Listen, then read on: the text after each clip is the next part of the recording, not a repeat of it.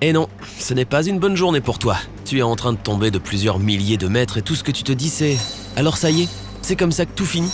Tout ça parce que j'ai décidé de prendre un petit risque, de vivre un peu dangereusement. Parachutisme ? Non. Base jump ? Négatif. Ce que tu as fait, mon cher ami casse-cou, c'est ignorer cet écriteau près de la cuvette des toilettes de l'avion, t'avertissant de bien fermer le couvercle avant d'appuyer sur le bouton de la chasse d'eau. Et celle-ci t'a aspiré avant de te recracher à l'extérieur. Et donc nous voici revenus à notre point de départ, ta chute libre vers une mort prématurée. Attendez, rembobinez. Tu t'es fait aspirer par les toilettes ? Dans ce trou minuscule à peine assez grand pour une souris ? Tu es une souris ?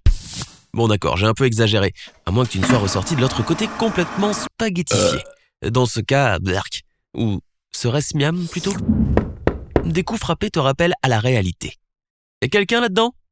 Oh, tu t'es encore perdu dans tes pensées en regardant cette cuvette sans eau et en te demandant si l'écriteau d'avertissement a été placé là pour éviter que la situation que tu viens d'imaginer ne se produise. À quoi d'autre servirait-il ? Tu n'es pas bête, tu sais bien que les avions sont parfaitement hermétiques. On a bouché toutes les ouvertures afin que la cabine reste pressurisée, parce qu'autrement, personne ne pourrait respirer à cette altitude où l'air est si rare. Tiens, un régulier de sympa, c'est cool. Et tous ces films dans lesquels des trous dans le fuselage arrachent les passagers de leur siège en un clin d'œil. Lorsque tu tires la chasse, le trou des toilettes s'ouvre et grâce à la différence de pression, tout le contenu de la cuvette est éjecté. C'est bien ça ? Sinon pourquoi est-ce que ça fait tant de bruit ? Bon, revenons un peu en arrière et examinons le problème point par point. Même si tu te faisais aspirer par ce trou minuscule, tu ne ressortirais pas de l'autre côté hors de l'avion, spaghettifié ou pas. Quand tu tires la chasse à bord d'un avion de ligne, le contenu des toilettes n'est pas projeté vers la terre et sur la tête de ceux qui se trouvent là. Prenez un parapluie, ce serait dégoûtant, nuisible pour la santé et l'environnement, et illégal. Et un parapluie ne servirait pas à grand-chose. Les matières évacuées seraient gelées par le froid qui règne à cette altitude. Bon alors tout le monde à l'abri. En fait, c'est ainsi qu'on s'en débarrassait à la belle époque des premiers avions. Et ouais, on expulsait tout et gare à celui qui se trouvait au-dessous. Fait amusant, en plus d'être gelée, elle serait bleue. Peut-être que ces petites boules que tu déposes au fond d'une cuvette ne devraient donc pas être de cette couleur. Mais en fait, leur couleur vient seulement du désinfectant liquide qui nettoie les toilettes quand on tire la chasse d'eau. Cela ne veut pas dire que les avions ne décorent pas parfois le paysage avec leurs eaux usées. Seulement, aujourd'hui, c'est purement par accident qu'ils le font. C'est aussi extrêmement rare, tu peux continuer à sortir de chez toi. Cela arrive s'il y a une fuite dans le réservoir. Le résultat, il se met à pleuvoir une sorte de grêle bleue. Oh ouais, on attend ici. Vous pouvez vous dépêcher ? Tu rêvasses encore. Mais si tu te faisais aspirer par les toilettes, tu ne te ferais pas éjecter de l'avion. Tu finirais simplement dans ce réservoir où tous les déchets sont conservés. Mais que se passerait-il si le pilote le vidait accidentellement ? Ou s'il avait besoin de le vider, par exemple, pour alléger l'avion en manque de carburant ou sur le point d'atterrir d'urgence ? Impossible. Il ne peut être ouvert de l'extérieur que par le personnel au sol. Imagine que ce soit ton boulot. Il branche un tuyau géant à l'arrière de l'avion et pompe le tout dans un camion avant d'aller l'éliminer en toute sécurité. Du coup, je me demande, tu préférerais avoir un travail comme ça et gagner tout l'argent dont tu as besoin, ou faire le travail de tes rêves et avoir à peine de quoi vivre ? Fais-le-moi savoir dans les commentaires. Bon, revenons à notre histoire. Si tout part dans un réservoir, qu'est-ce qui crée cette formidable aspiration ? Eh bien, le système de toilette à bord d'un avion utilise intelligemment la différence de pression qu'il y a entre l'intérieur et l'extérieur. Et c'est pourquoi la chasse d'eau est si bruyante. Du réservoir, l'endroit où se retrouvent les déchets et le désinfectant bleu pour se mélanger, un tuyau conduit à un trou dans l'avion. Ne t'inquiète pas, c'est fait exprès. Cela signifie que la pression à l'intérieur de ce réservoir est ce qu'elle devrait être à 10 000 mètres de hauteur. Mais n'oublie pas que la cabine a été remplie d'air pour que tout le monde puisse respirer. Lorsque tu tires la chasse, ça ouvre une sorte de clapet. Comme la haute pression descend naturellement quand elle en a l'occasion, l'air immensément pressurisé de la cabine pousse tout ce qui se trouve dans les toilettes vers le réservoir.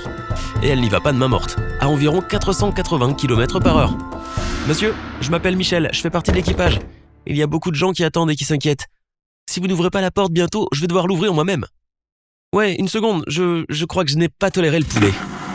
Même à cette vitesse folle, la force aspirante ne serait pas suffisante pour t'emporter. Elle ne suffit même pas à évacuer l'air comprimé de la cabine de toilette, car il y a des ouvertures et les portes ne sont pas hermétiques. De plus, ce clapet ne s'ouvre pas suffisamment longtemps pour avoir un réel effet. Tu appuies sur le bouton de la chasse d'eau, le clapet s'ouvre, le produit de nettoyage bleu lave ce que tu as mis là, et il se referme. Elle n'est pas non plus assez forte pour te coller au siège si tu tires la chasse pendant que tu es encore assis. Techniquement, ce serait possible si l'on parvenait à l'étanchifier parfaitement. Et tout le monde connaît l'histoire de la femme qui s'est retrouvée collée à un siège de toilette pendant un vol il y a 10 ans.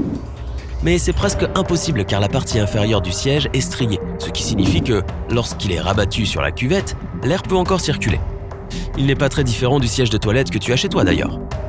Mais si ce dispositif dépend de la différence de pression, cela signifie-t-il qu'il ne sera pas possible de tirer la chasse quand l'avion est au sol, en train d'atterrir ou de décoller?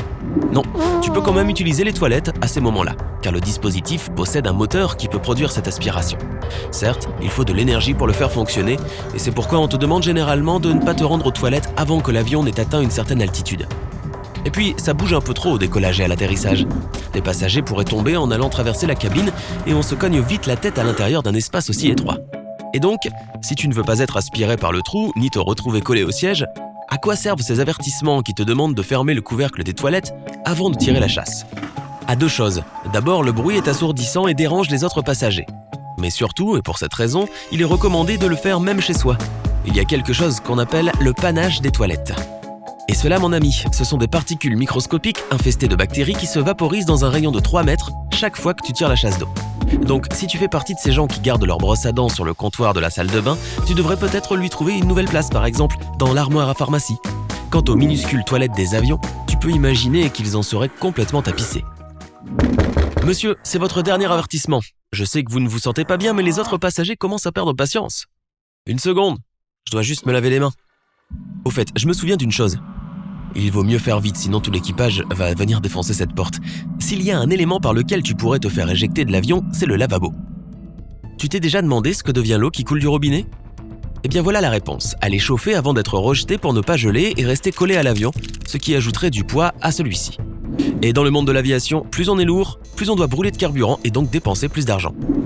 Le poids et l'argent ont également quelque chose à voir avec le fait que l'eau s'arrête si rapidement de couler quand tu te laves les mains. C'est parce qu'un avion ne peut en transporter qu'une quantité limitée. Elle provient d'un réservoir situé sous la cabine. Mais ne t'inquiète pas, ce n'est pas celui qui contient le mélange bleu des toilettes. Du coup, si je pouvais rapetisser jusqu'à faire la taille d'une boucle d'oreille, je pourrais passer dans le tuyau d'évacuation et me faire éjecter à l'arrière de l'avion. Et cette fois, je tomberais vraiment en chute libre vers la terre.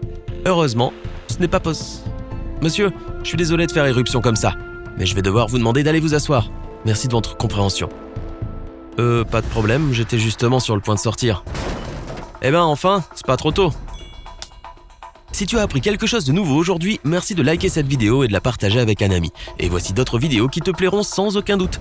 Il suffit de cliquer à gauche ou à droite et surtout, reste du côté sympa de la vie.